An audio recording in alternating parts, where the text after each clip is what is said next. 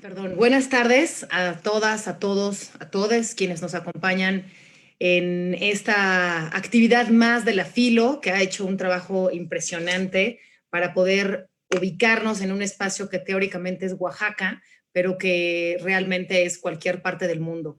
Así que me da muchísimo gusto a nombre de cada una de las personas que trabajamos en literatura de la UNAM, en la Dirección de Literatura y Fomento a la Lectura, para estar con ustedes y compartir una mesa que se llama No todo el futuro es un caos, antídotos para vivir el encierro. Antes de empezar, quiero felicitar a la Feria de Oaxaca, como lo dije antes, por este trabajo, especialmente, por supuesto, a Guillermo Quijas, pero también, desde luego, a María Recendis, porque, insisto, el espacio ha sido maravilloso. Esta tarde haremos una serie de reflexiones a propósito de una de las revistas más emblemáticas que tiene no solo la Dirección de Literatura de la UNAM, sino la propia universidad, y se trata de un espacio para darle la voz a voces frescas, a jóvenes que desde una perspectiva propia de sus generaciones dialoguen, incluso propongan, editen y demás. Entonces, esta revista es Punto de Partida, que es la que vamos a presentar, que nos agarró en la pandemia con algunos números, y ahora lo mencionaremos, que justamente hablaban del futuro. Como una acción casi mágica, nosotros estábamos editando el número del futuro cuando llegó un futuro distinto que nos encerró, y a propósito de eso es que Punto de Partida decidió hacer como antídoto espacios y números dedicados a una reinvención que tiene que ver con lo que nos ha sucedido en el encierro y en la pandemia. Están conmigo cuatro voces jóvenes maravillosas que agradezco muchísimo que estén con nosotros. Gracias, Violeta, gracias, Aranzazú, gracias, Eduardo, y muchísimas gracias, Michelle, también. Quiero empezar con una pregunta que tiene que ver con quiénes son ustedes y cómo es que el trabajo tiene que ver con quiénes somos y nuestra propia formación.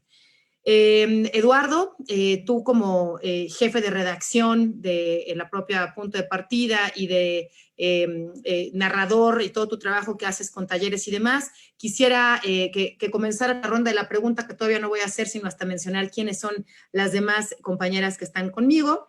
Aranzazú Blasquez, me da muchísimo gusto presentarte una vez más como colega importantísima de la dirección y como editora de periódico de Punto de Partida y como filósofa, que eso importa, y ahora vamos a ver por qué. Y luego nos acompañan, ya no desde casa, sino como invitadas, dos mujeres portentosas y muy poderosas desde la pluma. Violeta Orozco, que estás en New Jersey, me da muchísimo gusto que podamos estar juntas, aunque estés a kilómetros de distancia. Bienvenidísima, y nos va a importar muchísimo que particularmente nos hables de tu trabajo en FAMLATAM, este trabajo que es también ahora digital y que da un espacio de activismo desde la literatura. Bienvenida, Violeta. Y Michelle Pérez Lobo, que también desde luego eres autora de Punto de Partida. Nos vas a platicar seguramente de alguna de tus participaciones como poeta, pero nos interesará también mucho que nos platiques de tu trabajo de edición en La Peste, este espacio en el que independiente, esta colectiva desde la que tú también aportas una visión particular. Y me gustaría comenzar con una obviedad, pero bueno, hace unos meses todos nos tuvimos que encerrar, y este encierro nos tuvo que llevar a una exploración interna, porque no tuvimos otra más que estar encerradas y estar en esta soledad, pero una soledad colectiva.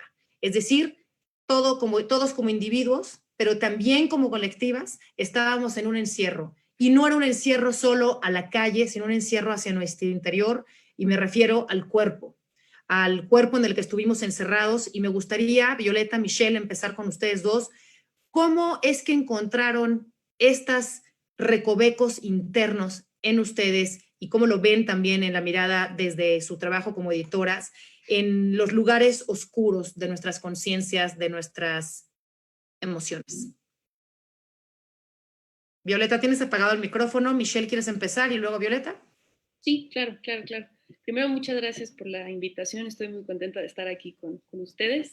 Y bueno, creo que les había contado en algún momento anterior esta charla de esta otra participación que hubo en la Filo, donde estuvieron Terry Tempest Williams e Isabel Zapata platicando sobre un nuevo libro que van a sacar en Antílope, y hablaban como de la cuestión revolucionaria de quedarse en casa, ¿no? Mencionaban a la poeta Mary Oliver con esta idea de que no hay necesidad de viajar y de estar lejos de casa, que se puede ser feliz caminando siempre por el mismo bosque, haciendo el mismo recorrido, reconociendo los mismos objetos, y concluyó con esta idea Terry Tempest Williams diciendo que el acto más radical que podemos cometer es quedarnos en casa, ¿no?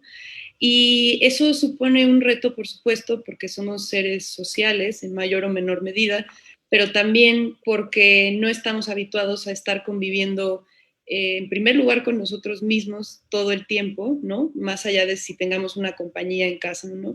También en segundo lugar, con las demás personas a un nivel ya tan concentrado, tan íntimo, tan repetitivo, si se quiere, y también con los objetos.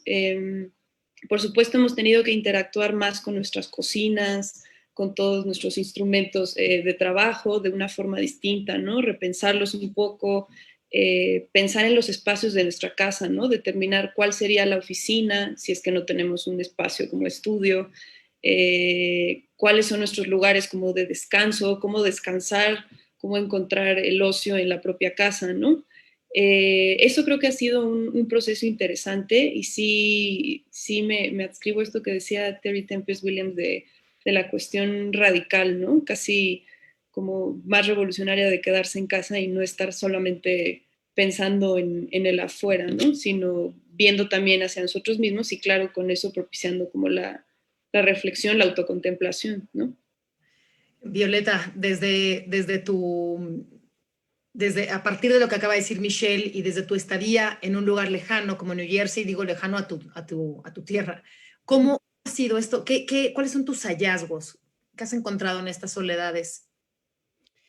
Para mí ha sido una experiencia verdaderamente interesante, un doble exilio, por así decirlo, porque por un lado, como menciona Michelle, estos espacios de la conciencia fueron como una especie de ejercicio de introspección forzada, ¿no? Inclusive yo aproveché la oportunidad y dije, bueno, ahora hay que hacer esa introspección aún más radical, ¿no? Entonces, como que me forcé a mirarlo de frente, lo desagradable de esta soledad, y sobre todo, quizá mirar fuera de mi ventana, ¿no? No solamente mi espacio interior, sino mirar lo que estaba pasando en los alrededores. Como vivo en un área suburbana, que son prácticamente los suburbios de Nueva York, no podía evitar entrar en esta especie de espacio de pánico en el que estábamos aquellos primeros días de marzo, en donde todo de pronto, de golpe, en una semana, todo estaba cerrado, todo estaba cancelado, se acababan los víveres en Nueva York, las compras de pánico arrojaron a muchísima gente a los hospitales mentales, no solamente por el coronavirus, sino en las mujeres la enfermedad mental se fue a los cielos. Y eso nos hizo cobrar conciencia de muchas cosas, ¿no? La escritura fue una manera como de sintetizar para mí, que en mi caso, sobre todo lo ejercí en la crónica y en el ensayo, pero para mí era una especie de síntesis de todo lo que estaba viviendo, experimentando, y sobre todo de esta desarticulación social tan violenta, ¿no? Porque de por sí ya estábamos alienados y aislados, y ahora en este país que es bastante solitario, ¿no? Y con eso fue una soledad violenta, ¿no? Pero necesaria para ver estas condiciones de marginalización tan duras. Y vamos a volver ahí con la siguiente ronda de preguntas, pero para terminar esta, yo quisiera, Aranza, y Eduardo, preguntarles, ustedes como editores, porque eso no nos los platicaron Michelle y Violeta, pero ahora quizá nos los puedan platicar un poquito después, como editores, y para tomar la frase que dijo Violeta, este doble encierro, ¿qué implicó? Es decir, Aranzazú y Eduardo, ustedes tenían un trabajo de edición, de recepción de la creatividad de jóvenes que aportan a punto de partida. ¿Cuál es el efecto de la pandemia? ¿O cómo revisan ustedes estos efectos colectivos de la pandemia en los trabajos que han recibido en punto de partida?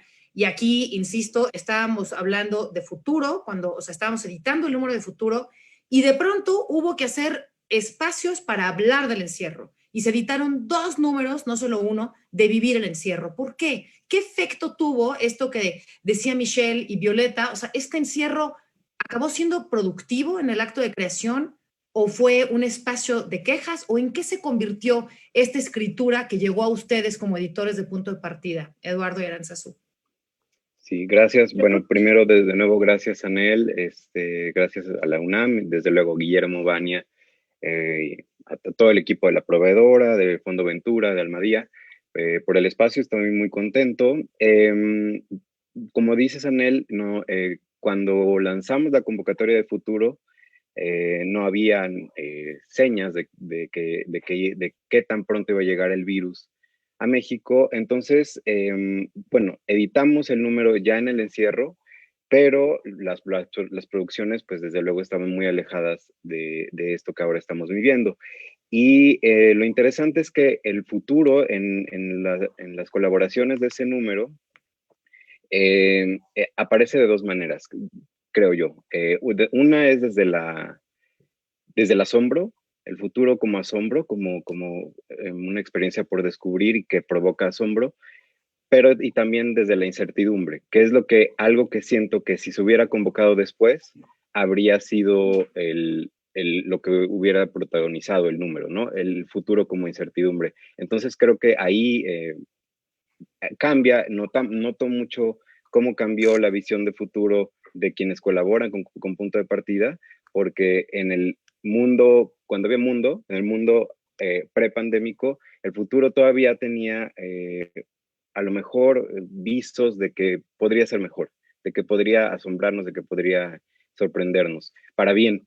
Ahora que después, las distopías que llegamos a recibir en los números, en alguno de Vivir el encierro, o de incluso en Caos, en Reinvenciones, perdón, en Reinvenciones es cuando sí encontramos las distopías, ya no vemos digamos, ese gesto amable del futuro. O sea, todo el futuro ya se presenta prácticamente siempre como algo que causa angustia, que causa incertidumbre.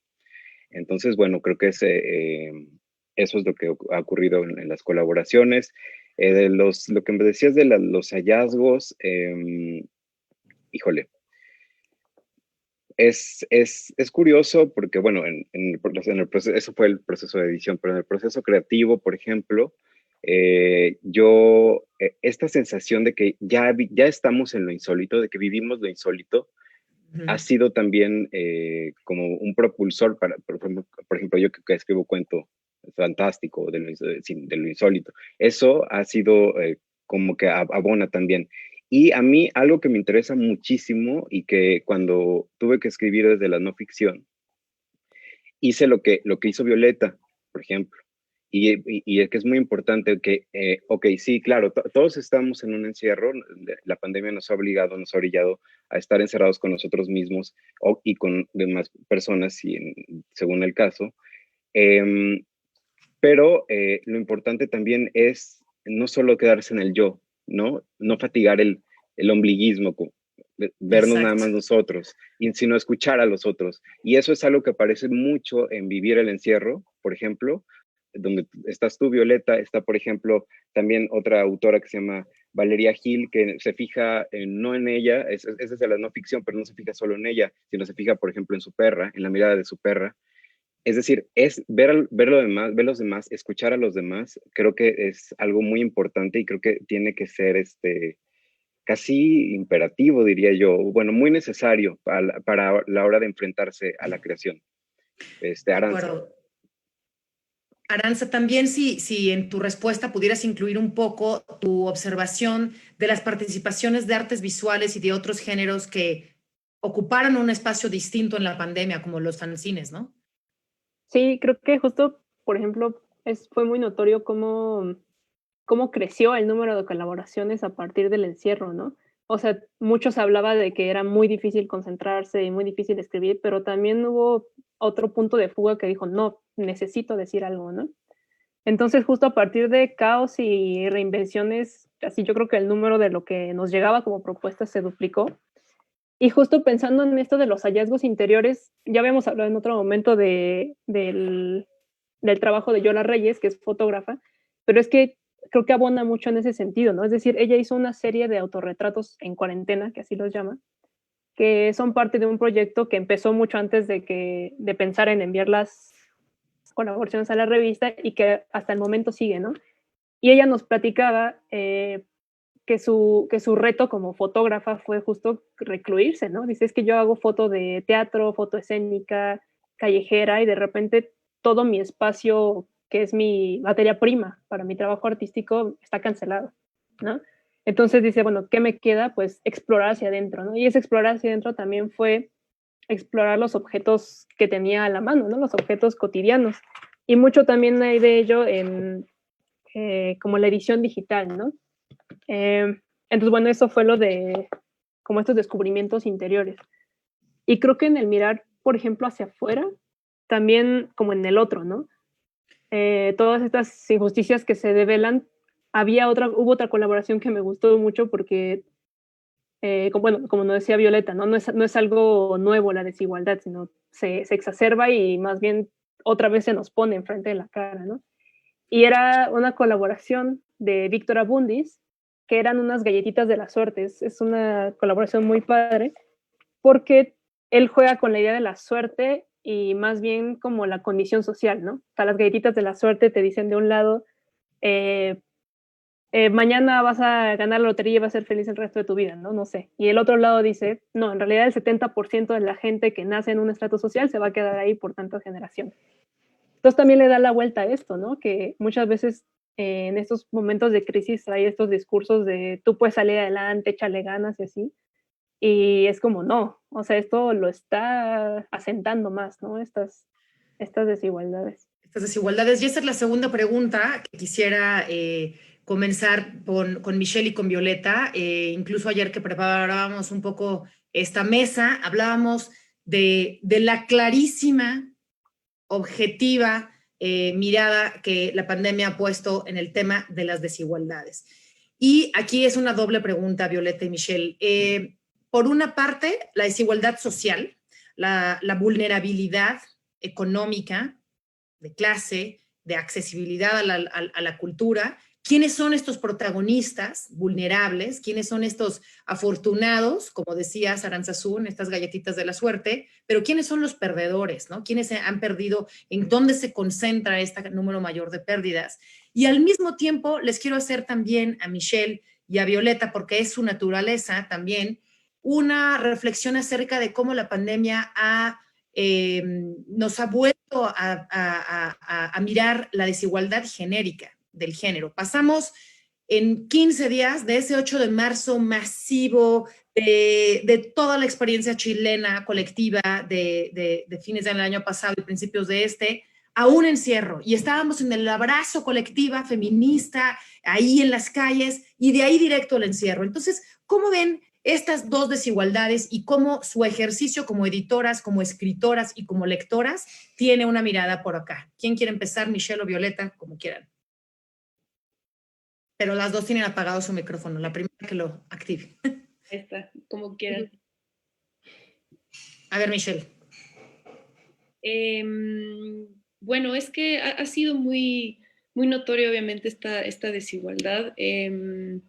A mí me pasó en algún momento que tuve que salir a comprar alguna cosa en el punto más álgido del encierro, que pues sí encontrabas no sé, había una señora que me impresionó mucho en Reforma vendiendo las muñequitas estas de tela de Michoacán, y yo pensaba, híjole, ahorita que la gente apenas si sale a comprar las cosas estrictamente necesarias, ¿no? Quizá algo de comer o va al doctor o cualquier cosa, una muñequita, una artesanía, ¿no? ¿Qué tan necesaria tendría que ser? Por supuesto, desde el lado del comprador, quizá ninguna, más bien ornamental, pero del lado de la venta, ¿no? Del sustento de una familia lo es absolutamente todo. Entonces creo que un poco lo decía Violeta ahorita, solo asomarnos un poquito podías ya, bueno, que en realidad es una cuestión exacerbada porque siempre ha estado ahí, siempre por alguna u otra razón y en menor o mayor medida hemos decidido ignorar a estas personas que tienen un sustento distinto al nuestro, con las cuales no se pudieron dar el lujo de quedarse en su casa reflexionando sobre sus sentimientos y escribiendo poesía, ¿no? Eso es un lujo y tenemos que estar conscientes de que es un lujo, es un privilegio, ¿no? Y bueno, la creación en general. Y creo que me quiero pasar un poquito a la parte 2 de la pregunta, como del rol de género y toda la... Yo me acuerdo que poquito antes de que empezara este encierro, pues las mujeres de la oficina donde trabajo, pues nos quedamos en casa, ¿no? Esta manifestación, esta de repente borrarse de la tierra para todas las mujeres, para que se valorara el trabajo que hacemos, ¿no? Y pienso que el espacio doméstico también sufrió una especie de crisis, ¿no? Porque de pronto yo no puedo hablar...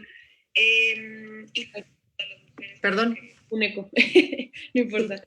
Yo no puedo hablar, por supuesto, por mujeres que tienen hijos ni nada así, porque eso ha de ser una circunstancia mucho más difícil, pero de pronto está esta confrontación entre que, bueno, si está una pareja en casa, hay que empezarse a dividir las tareas, ¿no?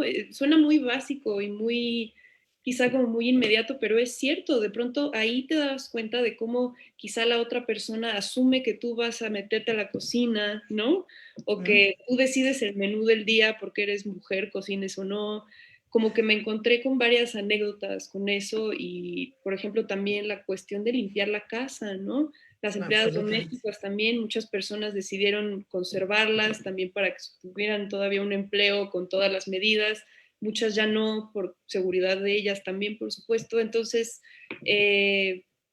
pues hubo siento un choque con los roles que normalmente les asignamos a ciertas cuestiones domésticas. Hablo de la domesticidad porque eso siento que todavía no se ha liberado ese ámbito del rol de género, no al 100%, creo que ahí vamos, ¿no? Pero siempre pasan estas cosas de felicitar a la pareja masculina porque lava un traste, ¿no? Cuando sí, así, o gracias absolutamente. a los niños. Entonces, ahí creo que hubo una experimentación en carne propia de qué se asume en el espacio doméstico de cada género, ¿no? Fue muy interesante, pues importante también. Desde luego, Michelle, y de regreso después te voy a pedir que nos compartas un poquito de de lo que de tus participaciones y escritos en Punto de Partida.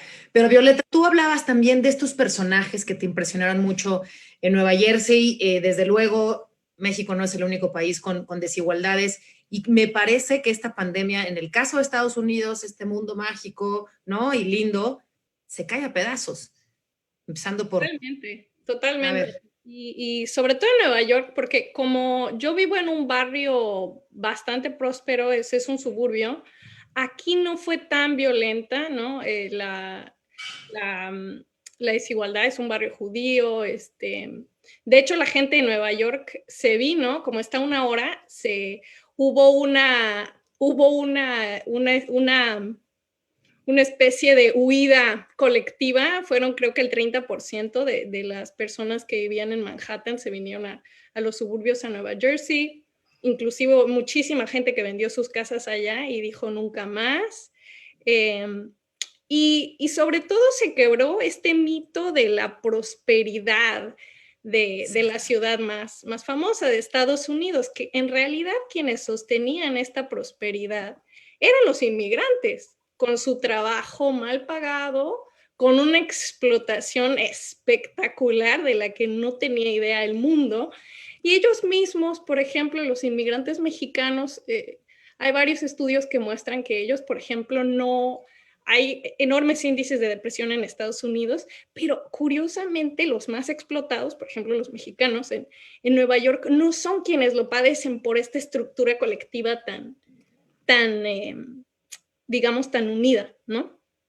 Y entonces, por un lado, podíamos ver digamos, toda esta parte de los comerciantes, que eran entre los más afectados de la ciudad de Nueva York, pero no solamente, digamos, este sector de servicio, que además es una ciudad tan hispana que que casi todos los que están detrás de un mostrador son latinos, ¿no?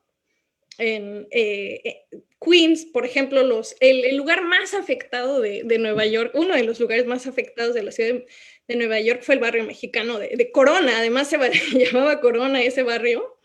No, bueno, es que ya es el pleonasmo, ¿no? Sí, no, en verdad. Y los hospitales están tan llenos que no cabía ni un alfiler, y claro, los hospitales como en la parte más próspera de Manhattan, pues tenían más espacio.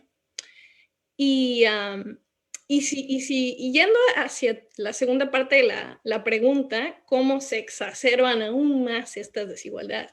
Cuando tocamos el tema del género, a mí me tocó no solamente leer estos artículos, ¿no? Del New York Times y estar en contacto con gente conocida, porque que había vivido esto, sino vivirlo en carne propia, porque mi mejor amiga, la que yo iba a visitar prácticamente cada semana, cada 2 semanas en Manhattan, ella trabajaba allí, iba a la escuela en la Universidad Estatal de Nueva York, cuando llegó la pandemia, ella perdió su trabajo, estaba estudiando en la Universidad de CUNY, perdió eso también y perdió su casa. Es decir, todo, yo la había conocido en estas condiciones en donde también una amiga escritora, ¿no? Entonces, cuando llega la pandemia, la afectó tanto que ella simplemente no pudo mantenerse en Nueva York. Me dijo, no, voy a enloquecer, yo no puedo estar aquí, yo ya tengo que huir, ¿no? Y se fue a California, es una historia muy dura. Y para mí fue un síntoma muy claro. Yo tuve 3 amigas en Estados Unidos que las 3 2 de ellas se fueron al hospital por enfermedades mentales. ¿Por enfermedades mentales? Sí, por ejemplo, una de ellas le dio y fueron asociadas a la pandemia, porque simplemente su índice de resistencia, por así llamarlo, psicológico, se quebró y se fueron al hospital. Y yo les decía, pero estás en el hospital. Yo decía, ¿tienen coronavirus? Me decían, no. Y les daba pena decirme que era mental por el tabú que esto es, ¿no? Entonces, eso se vio muy claro en el caso de Nueva York, que el efecto no solamente fue económico en el caso de las mujeres, sino mental, ¿no? Emocional, sí. Exacto, emocional. Y sumémosle a eso los problemas de violencia doméstica, que además en el caso igualmente de los trabajadores en Nueva York, había casos de las cuidadoras, casi todos los cuidadores eran cuidadoras, ¿no?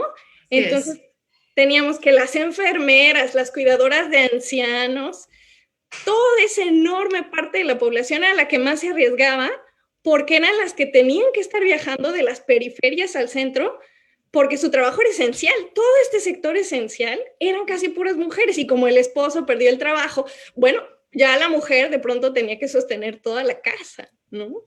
Claro.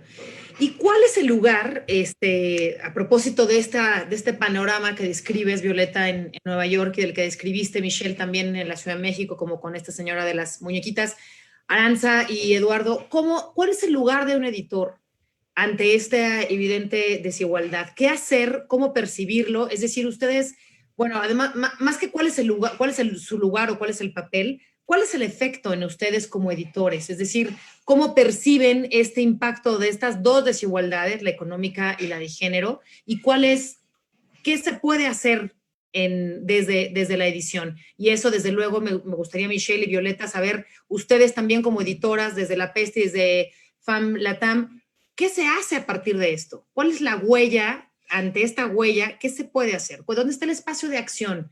Aranza y Eduardo, desde el punto de partida, ¿dónde está este efecto que podemos hacer? ¿Cómo hacemos? Yo creo que es algo que también me ha atravesado mucho, me ha puesto a pensar siempre cada número, ¿no? Que mucho ahora en la pandemia, pero siempre cada número, es la desproporcionalidad, ¿no? De lo que generalmente recibimos. Es decir, como editor buscas que haya voces distintas, y en este sentido que haya voces distintas tanto de mujeres como de hombres, ¿no? Entonces creo que justo pensando lo que mencionaba Michelle, creo que toda esta carga seguramente esta carga hacia las mujeres de muchas tareas, yo creo que también influye mucho en la escritura, ¿no? Es decir, en en el tiempo que tienes libre para poder escribir, o el tiempo que dices, no, este es exclusivo para esto, o también para poder editar, ¿no? Es decir, no es lo mismo cuando tienes tus tiempos de trabajo como establecidos en otros espacios, a cuando estás en el mismo espacio en el que haces todo lo de tu vida, ¿no? Entonces creo que justo la función también ahí como editora, como editores, es encontrar esos espacios, ¿no? Encontrar esas voces, o sea, cuidar que sí haya el lugar para que se escuchen, para que se lean. Claro, tienes razón, Eduardo. Sí, y bueno, es algo que procuramos, que exista paridad.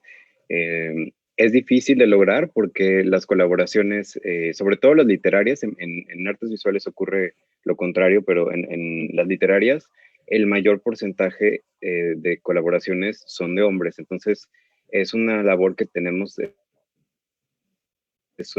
decir, hacer, hay que ir en busca de esas voces para traerlas y para acompañar a estas voces emergentes y difundir su creación desde la universidad, bueno, que el lugar que tiene la universidad para ello es justamente el proyecto Punto de Partida, con punto de partida impresa, con punto en línea, la digital y las ediciones de punto de partida. Además, creo que es muy importante para la edición, en cualquier momento, pero en este mucho más, que seamos sensibles a todo esto. Lo que estamos diciendo es que hay una narrativa del poder y que en la periferia existen muchas otras cosas que merecen ser contadas y muchos otros discursos que merecen ser contados. Entonces, esa es creo que es la labor primordial de quienes editamos, porque hay que ver cuál es ese discurso, desde dónde se está posicionando tal escritora, tal escritor o tal artista visual, y justamente ver, y incluso eso, justo acompañar para que la creación que ellos o ellas proponen llegue a buen puerto, llegue a las manos de los lectores, ¿no? O los ojos de los lectores en este caso. Creo que eso es lo importante y es algo que aparece. O sea, a mí, por ejemplo, en Caos me llamó muchísimo la atención que confluyeran dos colaboraciones que desde la ficción, no solo dos, tres, desde la ficción se apropian de historias que están allá en la vida real, dos que forman parte de nuestra historia reciente como mexicanos, y una tercera que tiene su raíz en la nota roja. Me refiero a la colaboración de Zoe Méndez, dramaturga, que habla justo en esa. Zoe Méndez nos presentó una obra una pieza teatral, perdón, es un fragmento, en donde ficcionaliza a partir del movimiento del 68 y se fija en las pequeñas historias, en una pareja y en su bebé. También está la colaboración de José Luis Zapata, que hace un cuento acerca de de Ayotzinapa, pero no solamente Ayotzinapa, o sea, claro que alude a Ayotzinapa, pero más bien como que circunda el hecho y habla de eso. Entonces, bueno, esos discursos del poder, contra el poder más bien, o sea, porque son crímenes de Estado, y me interesa cómo, y se nota y somos sensibles a cómo se quieren apropiar las nuevas generaciones de creadores de estos temas que a lo mejor, bueno, Ayotzinapa nos tocó desde luego, pero el 68 ya no es tan cercano, pero del que tienen algo que decir. La tercera colaboración a la que aludía, que está en Caos, es el cuento de Luis Romani, que parte de un hecho violento que tuvo lugar en Jalapa, en donde hubo una masacre en un bar gay.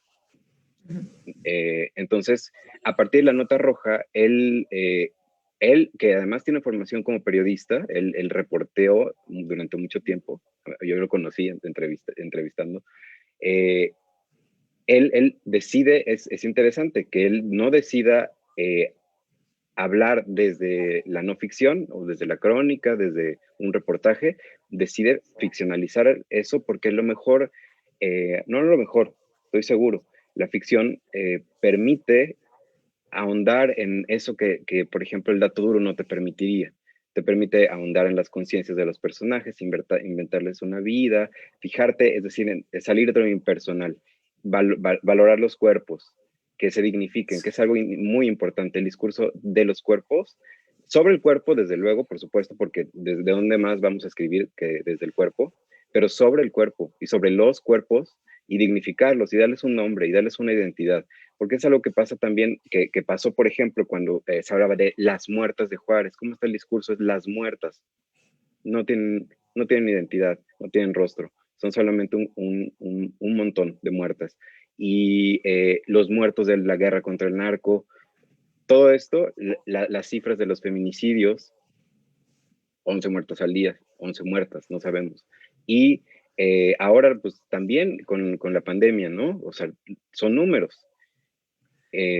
Nada más, ¿no? O sea, y entonces hay una desensibilización generalizada que también es comprensible porque si no nos volveríamos absolutamente locos, no podríamos estar digo, sería imposible, pero es importante, por ejemplo, si uno se enfrenta a la edición y a la creación, notar que hay un interés, hay un interés por hacer esto, por dignificar esas cifras, eso que es solo una cifra o que es solo un dato histórico, darle más valor.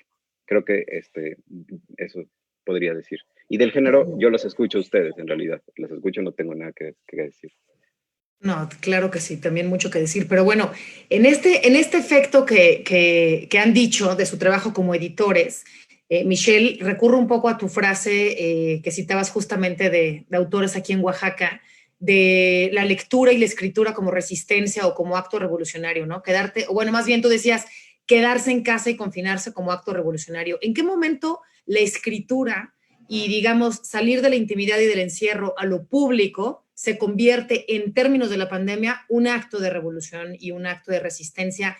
Violeta también lo mencionaba de alguna manera, o sea, ¿en qué momento? Digo, desde siempre la literatura ha sido ahí en donde denunciamos y ahí donde acusamos y donde hacemos ver. Pero ahora, en términos de pandemia, ¿cómo se modifica esto? ¿Cómo está la claridad del acto rebelde? ¿En dónde está y en dónde consiste? Y aquí no me quiero referir solo a tu labor como autora, y me gustaría que nos comentaras un poco cuál es tu participación en Punto de Partida, sino también como editora, pero como activista y como lectora. ¿En qué momento en ese trabajo está también la lectura como un acto de resistencia, Michelle y Violeta? Violeta, ahora nada más para darle el giro que conteste primero, Violeta. Me quedé pensando, oye, se me olvidó antes que nada agradecer a Literatura UNAM, a la difusión, porque además eso pues ayuda a dar difusión al proyecto de FEMLATAM, ¿no? Que fue concebido justamente como un espacio disidente y buscaba crear un espacio que no existía o que al menos no encontrábamos. Claudia, que es periodista, ¿no?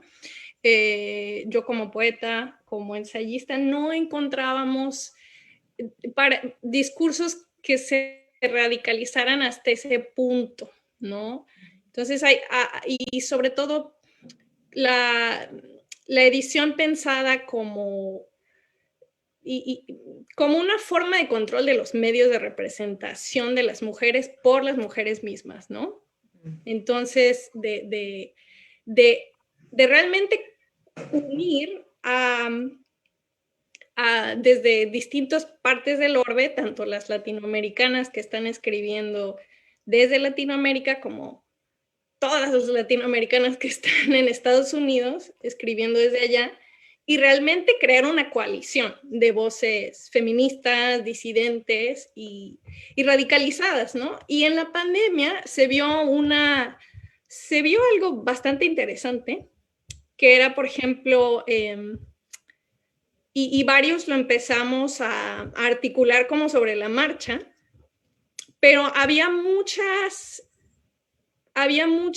ejemplos de escrituras colectivas, ¿no? Entonces, por ejemplo, yo empecé a hacer crónica a dos manos con otras amigas escritoras, justamente para colectivizar estas prácticas tan individualistas, ¿no? Para unir como varios frentes de lucha y eso fue, en la pandemia realmente tuvo como que encontramos nuevas maneras de vincularnos de esta manera. Nunca hubiéramos pensado, yo creo, por ejemplo, antes de Zoom, en esta posibilidad de invitar a escritores de todo el mundo a participar en un foro con simplemente tu cámara de tu laptop, ¿no? Entonces esto descentralizó bastante toda esta necesidad de justificar viáticos, pedir por favor a un instituto que te apoye, ¿no? Y en el caso de la revista que hicimos Claudia y yo, fue una experiencia muy, muy bella ver cómo era una tendencia que veíamos que venía con mucha fuerza, ¿no?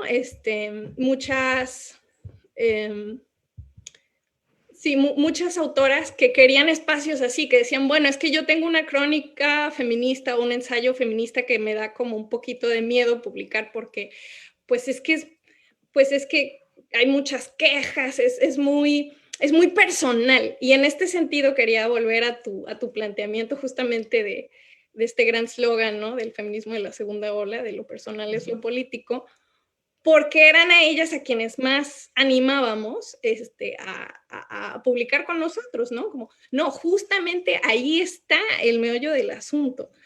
Nosotros queremos que ustedes puedan, desde su temor, desde su vergüenza, ¿no?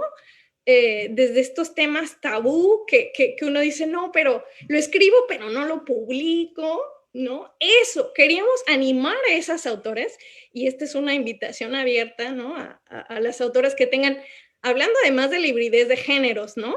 Que la escritura de mujeres en Latinoamérica es muy interesante porque es bastante híbrida y entonces uno dice, bueno, esto como que es crónica, ensayo, no ficción, medio poesía, tiene algo de performativo, ¿no? Y justamente explorar a los géneros, todas estas posibilidades de combinación de los géneros literarios y a replantear los géneros literarios y replantear nuestros temas y encontrar modalidades nuevas de vincularnos. Yo creo que después de eso sí vimos que se podía lograr como una comunidad bastante panamericana, ¿no? Una comunidad panamericana bastante unida, ¿no? Sorprendentemente unida. Nunca pensamos tener ese poder, ¿no? Porque solamente era un trabajo hormiga, digamos. Así es. Ayer justamente, o antier, aquí mismo en la Filo, se presentó el Diario de la Pandemia, un esfuerzo de la revista de la universidad y a solicitud pues casi directamente de Jorge Volpi, ¿no? De hacer este trabajo colectivo, como lo decías ahora, a muchas manos y con una misma mirada. Y es muy interesante cómo marzo cambió a junio y cómo fuimos cambiando desde la angustia de qué era el virus hasta la realidad y la aceptación del propio encierro. Pero Michelle, quiero regresar a la misma pregunta contigo, porque tú fuiste la que pusiste aquí el tema del acto revolucionario. Sí, bueno, quiero hablar un poco desde La Peste, ¿no? Que es una revista que ya está cumpliendo casi 10 años, una revista independiente donde se le da el mismo peso a la literatura y a la imagen, sea ilustración, sea fotografía, etc. En el caso de La Peste, no sé si ha sido cuestión de suerte o cómo plantearlo, pero en cuanto a la paridad, nunca hemos tenido realmente ningún problema con eso, ¿no? Porque quizá la cuestión es que es una revista temática, ¿no? Así como punto de partida, sale cada 2 meses y tiene temas muy amplios, como universales, ¿no? Guerra, cosmos, hastío, fantasmas, horror, etc. Entonces eso, por supuesto, y nuestra labor como editores, haciendo eco de la pregunta anterior, pues es permitir la multiplicidad de voces, los contrapuntos entre textos, eso es muy importante como tener un número que no nada más tenga una sola visión de un tema, sino incluso choques entre textos, ¿no? O choques entre imagen y texto, entre imágenes, etcétera. La diversidad que ofrece tratar temas tan universales y generales ha propiciado que normalmente tengamos muchísimas ilustradoras, muchísimas fotógrafas, escritoras, poetas, mujeres, casi ha habido números que son prácticamente solo de mujeres sin quererlo así, ¿no? Como que es una cuestión que se da orgánicamente y que, por supuesto, nos enorgullece mucho ya reflexionándolo después. Creo que también aquí, pues, me hizo eco lo que dice Eduardo de los espacios periféricos, ¿no? Que es muy importante desde la trinchera de cada uno, porque sí hay una cuestión como de, pues, discursos hegemónicos, medios de publicación hegemónicos, una suerte de lengua estándar también, haciendo eco ahora con lo que habla de la hibridación de géneros, Violeta. Entonces, es importante tener estos espacios, sí, periféricos, no hegemónicos, donde se puedan explorar todas esas posibilidades, ¿no? Darles una voz. Y bueno, La Peste es uno de sus objetivos, por supuesto, además de, pues, publicar, digo, a tanto autores emergentes como ya un poco más consolidados, pero sí haciendo pues una labor como de rascar un poquito, ¿no? De hacer números lo más diversificados posible. Michelle, y esto me da pie para hacernos la pregunta del otro lado. ¿Dónde estarían los lectores o cuál es la modificación? Bueno, antes que esto, quiero invitar a quienes nos ven que vayan haciendo sus preguntas, porque estamos ya en las últimas conversaciones y diálogos entre nosotros y nos gustaría muchísimo contar con las preguntas de quien nos acompaña. Pero, Michelle, entonces, a propósito de lo que ustedes, Violeta y tú, hablan de la práctica de escritura, ¿en dónde está el trabajo de lectura y en dónde leer también es un trabajo de resistencia y de revolución? Y aquí, Arantxa y Eduardo, también me gustaría mucho saber cuál es el lugar, ustedes desde punto de partida, cuál es su reflexión sobre los lectores de punto de partida, cuál es la nueva manera de leer en terrenos pandémicos, o si hay alguna modificación, y esto desde luego, Violeta, Michelle, también es para ustedes, en este trabajo que ustedes como editores y también como creadores tienen, ¿cuál es el lugar nuevo de los lectores? ¿Cuál es el lugar de la lectura ahora en términos de lo que ustedes editan? Porque ustedes editan para alguien y hay un lector ahí. ¿En dónde está ese lector? ¿Cómo se ha modificado? Y una pregunta que me apena un poco hacer, pero ¿en qué momento los lectores vamos a estar hasta el hartazgo cansados del tema de la pandemia? ¿Cómo es que habría temáticas como lo fue en su momento la Segunda Guerra Mundial, el 68 o el propio feminismo? O sea, ¿va a haber un momento en donde nos agotemos de este tema y querramos no hablar de todo esto? Me gustaría, Arantxa y Eduardo, y continuar con Violeta y con Michelle. A mí quizá pensando en los lectores, me da mucha curiosidad, por ejemplo, saber cuál es el rango generacional, ¿no? Es decir, Punto de Partida es una revista que publica a escritores, escritoras y artistas jóvenes, ¿no? De hasta 35 años. Pero creo que, como decía Michelle, también son temas universales, ¿no? O sea, el cuerpo, el caos, el futuro, o sea, son temas que nos tocan a todos independientemente de nuestra edad. Entonces, por ejemplo, a mí me gustaría saber como qué tanto hay este cruce intergeneracional de lectores, escritores, y quizá qué le dice nuestra generación a otra, ¿no? O cómo nos recibe otra generación. Creo que también eso es algo importante para la reinvención y el futuro, ¿no? Es decir, ¿qué podemos nosotros aprender? ¿Qué heredamos, tanto positivo como negativo, de los escritores y lectores de otras generaciones? Y qué tanto podemos también, pues quizá dar, ¿no? Como, no sé, ideas frescas, ideas como de cambios que urgen a ser sociales, ¿no? También un poco esa es la idea. Creo que los primeros números de Punto de Partida tuvieron mucho esa tónica, ¿no? De pensar mucho la actualidad de nuestras generaciones. O sea, a mí como lectores eso es lo que me viene en cuestión. A la mente, Eduardo, ¿quieres compartir algo para después darle lugar también a Violeta y a Michelle?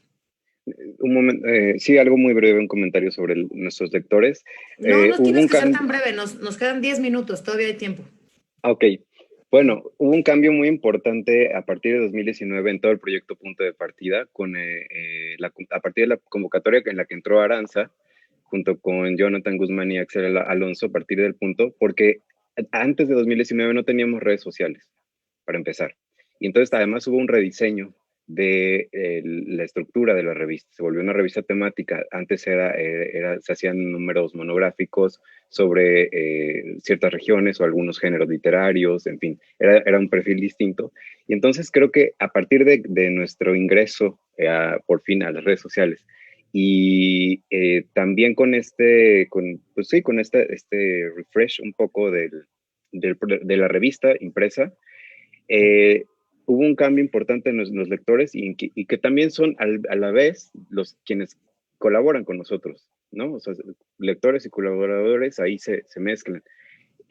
Hubo el rango generacional creo que abarcó también a gente más joven, o sea, es decir, ya era una revista para jóvenes, pero a gente más joven, de chavos de prepa, que mandan de repente textos, o que intentan colaborar, que nos leen, que sabemos que nos leen. O sea, tuvimos una presentación en CCH, que muy receptivos los estudiantes del CCH, en fin, o sea, tenemos también, es muy importante cómo cambió también, o bueno, quizá más bien no cambió, pero a lo mejor fue muy evidente ya para nosotros que se amplió nuestro público lector, y eso además en la pandemia nos acercamos muchísimo con el público lector porque lo hacíamos de manera presencial, yendo a los planteles, yendo con las revistas y hablando sobre el número en cuestión. Pero la virtualidad nos permitió también acercarnos a muchísimos más lectores. Entonces eso también acrecenta acrecienta o acrecenta, ya no sé, aumenta tanto quienes los leen y quienes participan y quienes colaboran. Es decir, es un diálogo constante, ¿no? Y entonces se hizo mucho más grande ese diálogo y con mucho más impacto además. Y también rápido, ya porque creo que va a ser mi última intervención, sí notamos también desde la edición que también sí hay un hartazgo del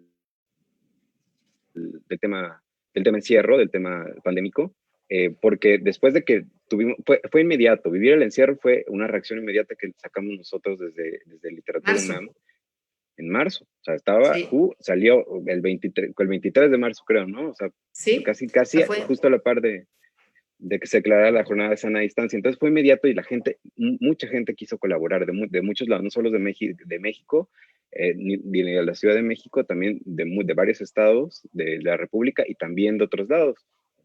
Entonces eso fue como la reacción inmediata, ¿no? La gente quería leer y escribir sobre el asunto. Pero después vimos, ya cuando lanzamos los números temáticos posteriores en la revista impresa, pues bueno, nos esperábamos Caos, que fue propuesta de Vera Granados, que que está también en el área de diseño. Pues bueno, pensábamos justo en lo que estamos viviendo, en el caos en el que estamos, y esperábamos que llegaran textos que aludieran desde luego a la COVID.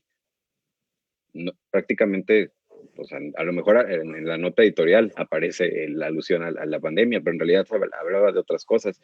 Reinvenciones también, con este ánimo de que, pues bueno, pues ya vamos a la nueva normalidad, a ver qué pasa.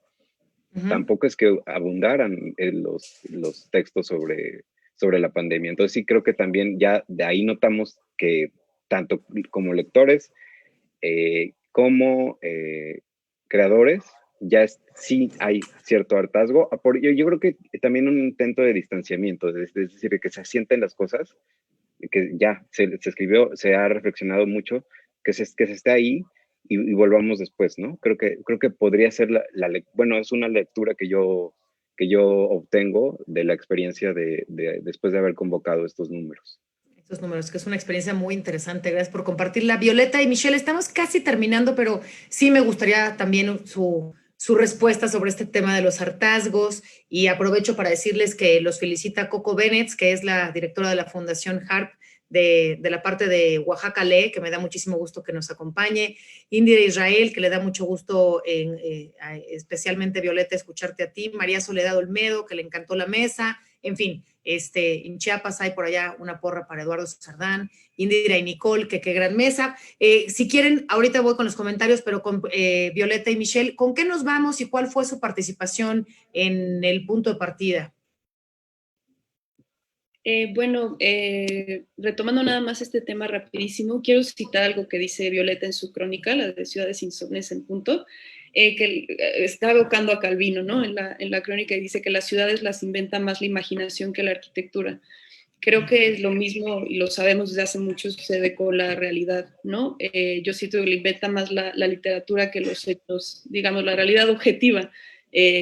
Decía Machado también, ¿no? Que también la verdad se inventa. Entonces, en ese sentido, con esta nueva realidad un poco distópica que ya se ha instaurado entre nosotros, creo que la literatura dará quizá un vuelco, va a trascender esta primera parte como del diario, del encierro, la parte intimista, urgente, necesaria, por supuesto, ya para dejar de fijarnos en nosotros y fijarnos ahora sí en lo de afuera, ¿no? En todas las personas que han sido afectadas, en la empatía, etcétera. Creo que pienso yo que una vez que esta cuestión todavía más intimista de la pandemia sea superada, digamos, vamos ahora sí a darnos cuenta de dónde estamos parados, ¿no? De quiénes nos rodean y cómo son sus voces. Y en cuanto al lector, yo creo que eso también es lo que un lector busca, ¿no? Muchas veces lees para entender la realidad en la que vives, buscar identificarte con los seres, los personajes a los que estás viendo, a los que lees, para los autores también. Leemos para entender mejor la realidad, para cuestionarla, para dilapidarla, para negarla, para refutarla. Entonces, se viene, creo que, un proceso de reconstrucción a partir de la literatura muy, muy rico, ¿no? Y bueno, ya rápido, mi colaboración en Punto de Partida fue en el número de Futuro, todavía prepandémico, y es un poema sobre, qué curioso, fue una coincidencia, sobre una persona que no soy yo, ¿no? Una como breve y muy sucinta crónica de quizás su vida desde su condición de marginalidad. Creo que quizá para allá vaya a dar la vuelta a la literatura, a la creación.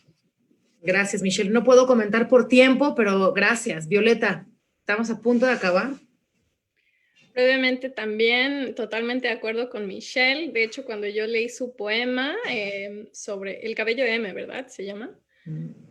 Precioso. Justamente yo les comentaba que para mí esos son los nuevos protagonistas y teníamos que encontrar una manera de que si ya son marginales en la realidad, ¿por qué lo tienen que ser en la literatura? ¿Por qué seguimos sin hablar del 80% de la población mundial, ¿no? De los marginados, los vagabundos, los explotados, los despojados, los racializados, los maltratados, porque ahí hay toda una vena de conocimiento que estamos ignorando. La sociedad la construyen ellos y al estar escondiendo nuestras propias condiciones de producción de nuestra sociedad, es como si nos estuviéramos voluntariamente cegando, ¿no? Y como escritores y como editores y como lectores, no podemos hacer eso. Tenemos que ver más allá del paisaje literario del momento, ¿no? Entonces, como dice Michelle, yo creo que sí, el paisaje literario del momento a veces se estanca en estas lecturas individualistas de, bueno, les cuento mi crónica de cómo me quedé en mi casa mirando el techo y empecé a pensar en la inmortalidad del cangrejo. Y creo que nos ha ayudado a salir un poco de esa individualidad que se veía muchísimo antes de la pandemia, ¿no? Que era eso para mí, yo sentía mucho más hartazgo al leer este tipo de, llamemos las crónicas del ombligo si quieren, que volver a temas sociales que son urgentes, sobre todo en países como el nuestro, ¿no? En donde no podemos salir a la calle un día en la Ciudad de México sin encontrarnos de golpe, ¿no? Contra la increíble la desigualdad brutal, ¿no? En todos los sentidos, al primer paso que damos. Así es. Y la literatura tiene que cumplir también esta función de hablar por ellos y de dejar que ellos hablen, ¿no?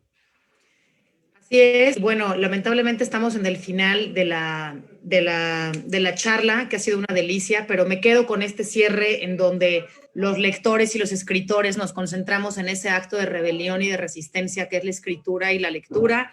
Y por supuesto, y a partir de eso, yo le invito a todo mundo a que conozca la revista Punto de Partida en su versión impresa, en su versión digital, que conozcan los concursos que hacemos en el marco de Punto de Partida, que conozcan los títulos de los que hablamos, que leamos para hacernos responsables y rebeldes, como bien nos dijeron Michelle y Violeta, y también que encontremos en la lectura una mínima acción en contra de la desigualdad terrible que venimos tanto de género como social. Arantxa y Eduardo, es un placer estar y decir y compartir que para la Dirección de Literatura, Punto de Partida es uno de los ejes más importantes, así que su trabajo de todos los días nos complacen a muchísimos. Y Violeta y Michelle, es un verdadero honor contar con ustedes como autoras y también como participantes en esta mesa.